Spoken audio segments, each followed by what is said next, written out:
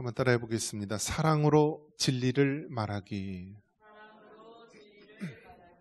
직면의 방법 말하라. 말씀에는 하나님의 능력이 있습니다. 하나님이 천지를 창조하실 때도요, 뭐라고 얘기했죠? 태초에 하나님이 천지를 창조하시니라 하면서 하나님이 이르시되, 하나님이 가라사대 빛이 있으라 하니까 어떻게 됐어요? 빛이 있고, 또 다 모든 것을 하나님 말씀으로 창조를 합니다. 그리고 요한복음 시작에서도 뭐라고 얘기했습니까? 태초에 말씀이 계시니, 그래서 그 말씀이 바로 예수님이다 라면서 이야기를 합니다. 지금도 동일합니다. 하나님께서 믿음 없는 우리들에게 어떻게 우리에게 믿음을 주시는가? 하나님의 성령이요, 그 말씀을 조명하여 주사 그 깊은 진리를 깨닫게 하시고 우리가 믿음으로 살아갈 수 있도록 하시는 것입니다. 그렇기 때문에 하나님께서는 지금도 우리에게 성령의 크신 은혜 속에서 우리에게 말씀을 주시고 은혜를 주시고 또 생명의 길로, 은혜의 길로 인도해 주십니다. 우리가 이제 성경적 상담 이제 크게 우리가 이제 네 가지를 단계를 우리가 떠올릴 수 있는데요. 첫 번째는 무엇이냐면 사랑하라입니다. 한번 따라해 볼까요? 사랑하라. 그 다음에 알라. 그 다음에 말하라. 그 다음에 행하라. 그러니까 크게 네 가지 단계가 있다라는 거예요. 첫 번째는 사랑하라, love. 그래서 여러분, 모든 것은 이 사랑의 단계에서 시작이 됩니다. 사랑의 단계에서. 과거에는요, 이 선생님들, 또 심지어는 이 교회 학교에서도요, 이 학생들이 얼마나 사춘기 때 말 안 듣고 뭐 그렇습니까? 그러면은요, 매를 들었어요, 매를. 그리고 좀 혈기왕성한 그 전도사님들은요, 그 학생들을 뭐 때리는 줄바따를 때리기도 하고요. 교회 학교에서 정말 그 강하게 했어요. 강하게. 그런데도 어떻게 큰 이탈 없이 잘 자라날 수 있는가? 자신을 사랑한다는 것을 알기 때문에 그런 것입니다. 부모님이 자녀를 체벌할 때도요, 부모이기에 우리가 체벌할 수 있고요, 사랑의 매를 들 수도 있고, 또 우리가 그에 따른 그런 체벌을 가할 수 있는데요. 이 모든 것이 어떻게 가능한가? 사랑하기 때문에 가능한 것입니다. 그렇기 때문에 폭력을 합리화시키는 건 아니지만 우리가 잘못된 길로 갔을 때 그것을 말해줄 수 있고 행동으로 보여줄 수 있는 것이 바로 그 밑바탕에는 사랑이 있기 때문에 그런 것입니다. 우리가 사랑하지 않는다면 왜 신경을 씁니까? 다 사랑하기 때문에 우리가 그 영혼을 긍휼히 여기고, 우리가 사랑하기 때문에 우리가 관심을 가지는 것이고요, 때로는 우리가 하기 싫은 것도 해야 되는 것입니다. 그래서 여러분, 그 먼저 밑바탕에는요, 사랑하는 것이 전제되어 있어야 되는 것입니다. 자, 사랑을 하기가 되어 있으면요, 두 번째는 알라라는 것입니다. 알아야 된다라는 거예요. No. 알아야 된다. 우리가 정말 잘 알 것 같지만 모른다라는 거예요. 모른다. 내 몸이기 때문에 내 자신을 잘 안다? 모른다라는 거예요. 내 몸이지만 내가 언제까지 살지 알 수 있어요? 내가 무슨 병에 걸렸는지 알 수 있어요? 모르는 거예요. 우리가 지금 우리 몸에 병이 있는데도요, 모를 수가 있어요. 어떻게 가능하죠? 내 몸이잖아요. 근데 어떻게 모를 수가 있어요? 그것이 바로 우리 인간의 한계이기도 합니다. 하물며 나 자신도 모르는데 어떻게 상대방을, 어떻게 다른 사람을 알 수가 있습니까? 모른다라는 거예요. 모른다. 그래서 여러분, 어떻습니까? 사람들이요, 꾸미고 가꾸는 것을 좋아합니다. 여자들은 기본적으로 뭘 하죠? 무엇을 합니까? 화장을 하죠. 화장. 어떤 사람이 결혼을 했는데요, 이제 신혼을 지나고요, 딱 보니까 여자가 화장을 지우는데요, 전혀 다른 사람인 줄 알고 깜짝 놀랐다라고 합니다. 깜짝 놀랐다고. 그래서 이제 화장이 진하면 막 분장이 되고 전혀 다른 사람으로 되는데요. 교회 나올 때도 마찬가지예요. 사람들이 굉장히 해맑고 밝은 사람이고 정말 아무 염려 없이 살아온 사람 같은데요. 그 내면을 들여다보면은요, 그 안에 온갖 문제와 어려움과 아픔이 있는 것이 바로 우리의 모습입니다. 그렇기 때문에 알라라는 것이 필요하다라는 거예요. 그런데 아는데 어떻게 우리가 알 수가 있느냐? 나 자신을 알고 다른 사람을 알고 우리가 정말 사람에 대해서 알면은 먼저 성경 말씀을 통하여 하나님을 알아야 되는 것입니다. 그래서 성경에도 보면은 먼저 신론이 먼저 나옵니다. 즉 하나님에 대해서 아는 것이 나오고요. 그 다음에 인간론이 나옵니다. 하나님을 알아야지 인간론, 우리 사람의 죄성과 무능함, 연약함을 알 수가 있는 것이죠. 그래서 이 세상에 있는 많은 사람들이 문제를 가지고 있고요. 심지어 이 자라나는 차세대들, 그 아이들 보면은요, 문제를 가지고 있어요. 우리가 이제 최근에 이제 많이 사용하는 말이 무엇이냐면 트라우마라는 말이 있습니다. 트라우마. 한번 따라해 볼까요? 트라우마. 그래서 트라우마라는 말을 굉장히 우리가 많이 사용하는데 이것이 어떻게 발견됐냐면요. 전쟁에 참전했던 사람들이 그 다음에 사회생활에 적응을 해야 되는데 적응을 못하는 거예요. 막 두려움에 떨고 막 뭔가 쫓기고 막 그러는데 그것이 어떻게 발단이 됐느냐. 전쟁 가운데서 아주 극한의 상황 가운데서 사람이 겪지 말아야 될 그런 충격적인 일들을 너무나 많이 겪는 것입니다. 그래서 그것이요, 우리의 무의식 속에서 우리가 못 느낄 때 갑자기 그것이 드러나면서 우리가 정상적인 생활을 할 수 없을 정도로 그렇게 나타나게 됩니다. 이 모든 것이 다 어떻습니까? 우리가 트라우마뿐만이 아니라 지금 일상생활을 이렇게 살아오면서 우리도 모르게 상처를 받을 수도 있고요. 우리도 모르게 충격을 받고 우리도 모르게 그것 때문에 우리의 마음에 괴로움이 있어서 정상적인 생활을 할 수 없는 경우가 많이 있는 거예요. 자, 그렇다면 예수님을 믿는 다음에는 다 해결이 됩니까? 물론 전체적으로 보면은 우리가 먼저 예수님을 믿으면 기본적인 전제는 우리 삶의 문제가 다 해결될 수가 있어요.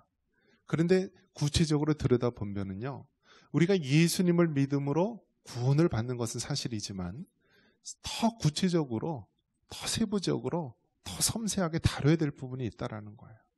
그것이 무엇이냐면 우리 인생은, 우리 인간은 복잡하다라는 거예요. 삶이 복잡하다.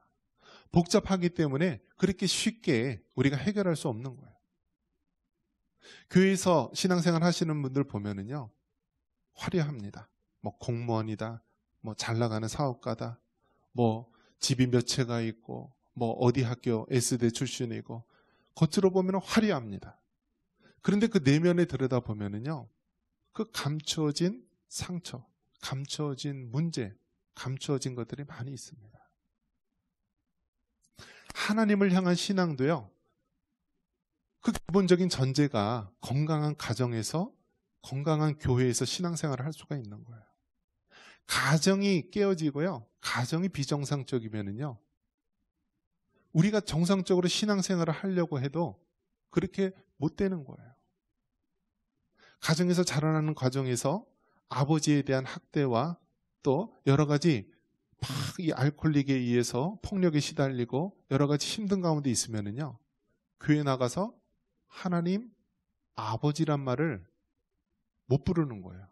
왜냐하면 아버지에 대한 그러한 안 좋은 기억과 상처들이 하나님을 향한 건전한 믿음으로 나아가는데 방해가 되는 것이죠.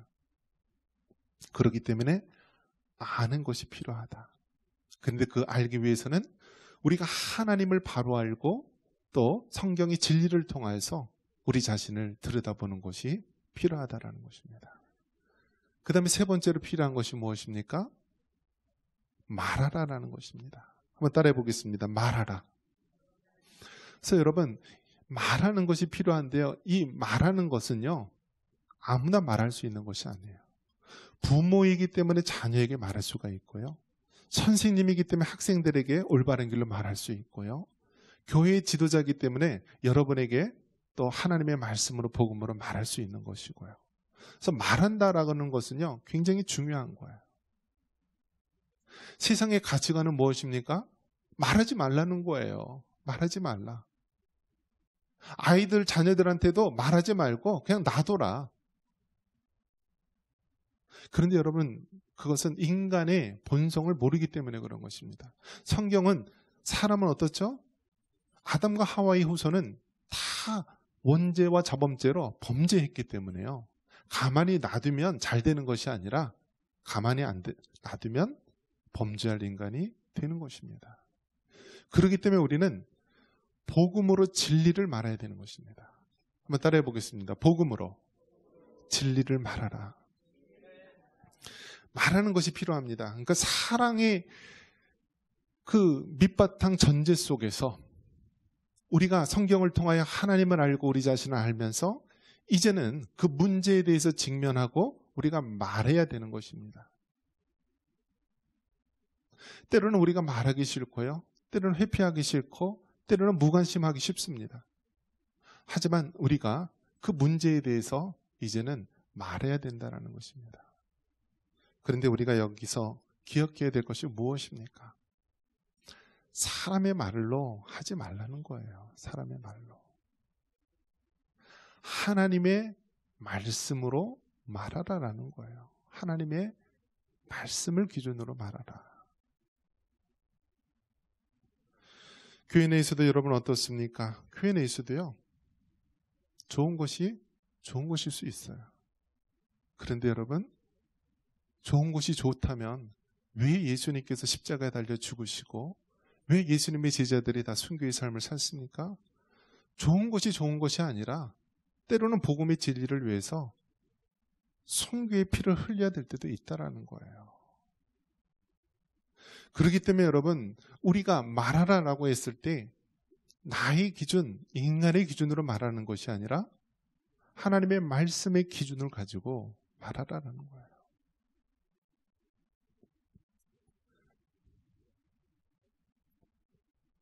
교회에서 얘기합니다. 목사님 왜 이렇게 사랑이 없어요? 사랑으로 받아줄 수 있는 거 아니에요.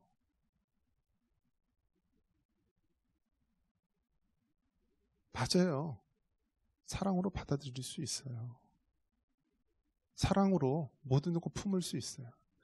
그런데 여러분, 성경을 볼 때요. 우리가 성경 전체적으로 바라봐야 됩니다. 예수님은 우리를 사랑하기 때문에 십자가에 죽기까지 우리를 사랑하셨지만은요. 그 복음의 진리를 지키기 위해서는요. 순교하기까지 그 진리를 지키기 위해서 지금까지 이어온 것입니다. 왜 수많은 사람들이 그렇게 적당히 타협하면서 좋은 게 좋은 거지 그렇게 살지 왜 그렇게 유난하게 구느냐. 단 한 가지예요. 복음의 진리를 지키기 위해서.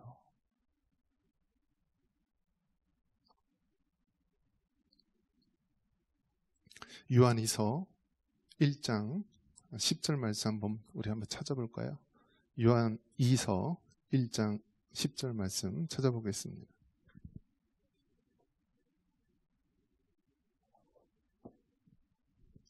요한이서 1장 10절. 우리 신약 395쪽에 있습니다. 395쪽 요한이서 1장 10절.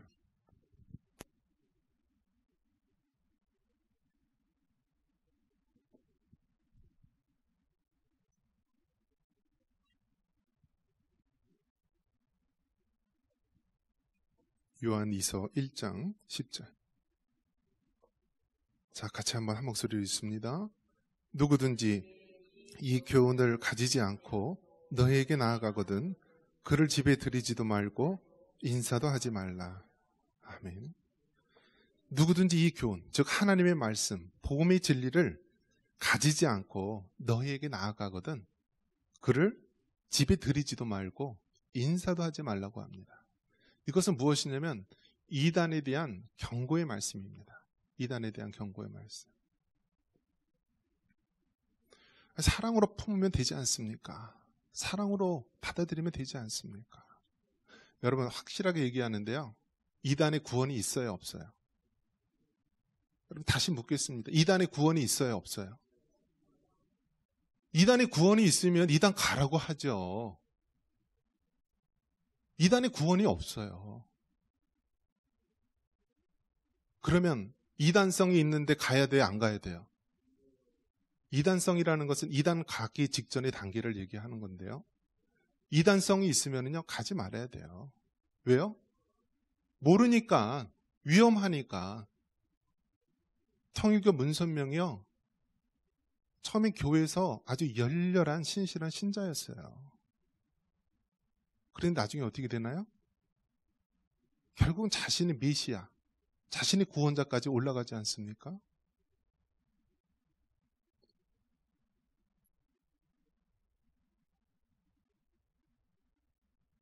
신천지요, 처음서부터 이단이라고 그러지 않았어요. 처음에는 아주 신실하고 뜨거운 사람들 모아다 놓고 그렇게 열심히 자기네들끼리 신앙생활 잘하는 것처럼 했어요. 그런데 나중에 어떻게 하나요? 자기들만 그 요한계시록에 나오는 14만 4천 명이다 얘기합니다. 그러면서 이만희를 자기네 구세주라고 이야기합니다.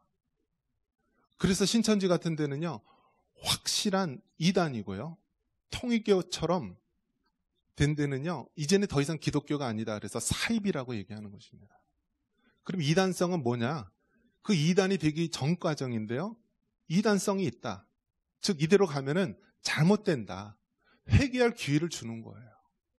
인터컵에 대해서 10년 동안 넘게 우리나라 합동, 통합, 고신 모든 교단에서 기회를 줬어요. 이건 잘못된 것이다. 이건 김기동 마귀론이다. 이건 잘못된 것이니 이거 고쳐라. 하나도 안 고쳤어요. 그래서 결국 고신 측에서는 이단이라고 하고요, 우리 합동에서도 교류금지, 이단성이 있으니까 하지 마라. 모든 교단에서 그렇게 말리는 거예요. 그리고 주의 증거가 있지 않습니까? 그들은 신천지랑 똑같아요. 자신의 신분을 속이고 들어와요. 그리고 어떻습니까? 성도들 마음을 하나둘 다 얻습니다. 전도사라는 사람이 교회에 오자마자 한 달도 안 돼서 집사차를 아주 홀라당 갔더라고요. 그리고 모든 주일학교 선생님들 마음을 싹 빼가더라고요.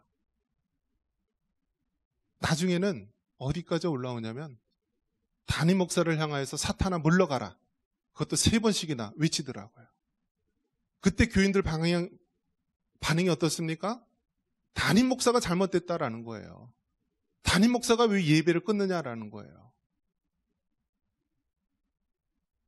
이것은 뭔가 영이 잘못됐다. 결국 기도하면서 기다렸습니다. 8월 29일 날 일이 터지고요, 결국 12월 달 인터컵이라는 것이 발견됐어요. 이단이요, 그렇게 무서운 거예요. 부모 자녀 사이도 갈리고요, 교회에서 목회자와 성도의 사이도요 다 파괴하고요. 이단들이 와서 하는 게 뭡니까? 제일 먼저 담임 목사 내쫓죠, 장로 내쫓죠, 그 다음에 자기네들이 원하는 사람 세우는 것입니다. 그들이 바로 말하는 산 옮기기 방법이 바로 이거예요. 그래서 이 정부에 있는 모 교회도요, 홀라당 인터컵에다가 교회 막 다 상납했어요. 연천에 한 90여 개 교회가 있는데요, 어떤 교단에서는 인터컵이 이단 아니다라고 얘기를 해요. 그러면서 활동하는 사람도 있어요. 목사들 중에서도요. 그런데 여러분 분명히 말하는데, 우리가 속한 우리 합동 측에서는 이단성이 있고 교류 금지, 가지 마라. 목회자들 중에서도 만약에 거기에 참여하면 그 사람 목회 못해요. 왜 그렇습니까? 단 하나예요. 복음의 진리를 지키기 위한 거예요.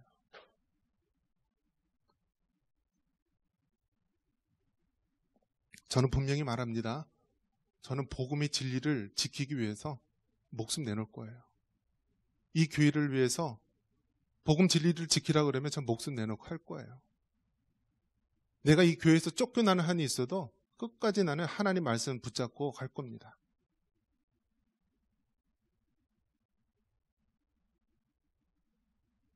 사랑으로 용납하라.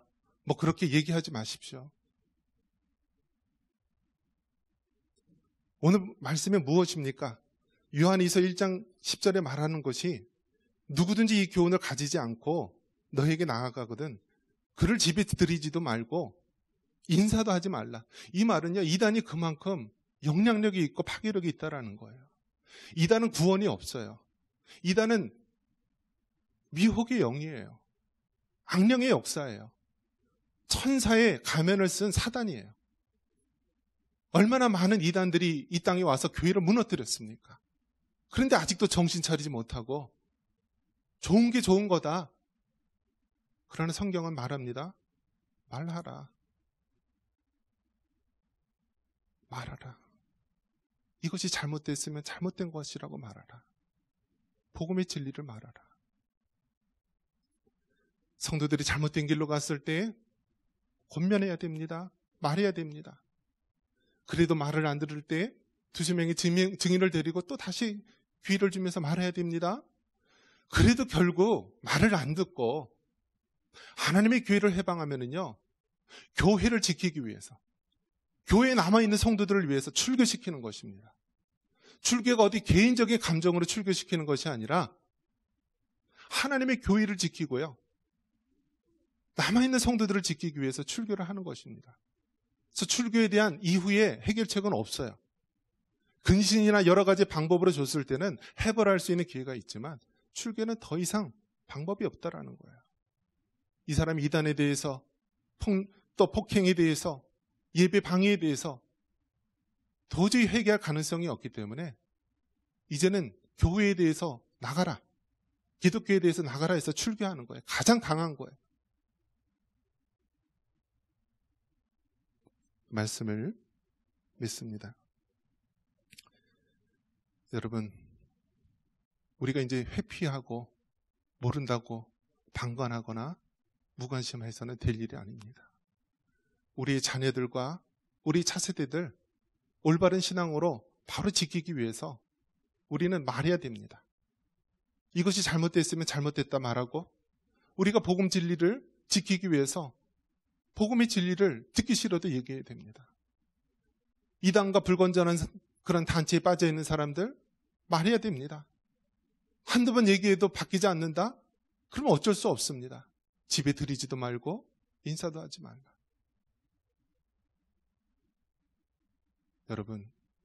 여러분 신앙이 중요하듯이요, 다른 성도들의 신앙도 중요하고 우리의 자녀들과 차세대 신앙도 중요합니다. 좋은 것이 좋은 게 아니라 복음으로 진리를 말할 수 있기를 바랍니다. 이런 은혜가 있기를 주님의 이름으로 축원합니다.